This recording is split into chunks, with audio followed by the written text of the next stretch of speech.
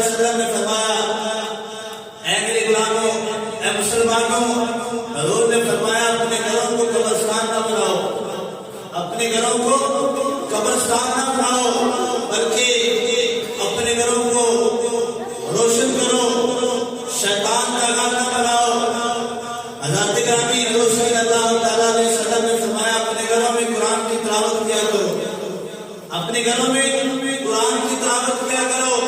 جو گھر قرآن کی تلاوت سے معمور ہیں وہ قبرستان نہیں، وہ شیطان کا گھر نہیں، اور جن گھروں میں قرآن کی تلاوت نہیں ہوتی اللہ کے نبی نے فرمایا وہ قبرستان ہے، وہ شیطان کا گھر ہے۔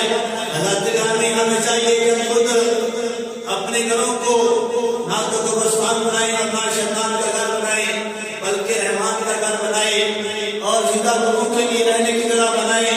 وہ کب ہوگا جب ہم اپنے گھروں میں قرآن کی تلاوت کریں گے، قرآن کی تلاوت کریں گے۔ حضرت گرامی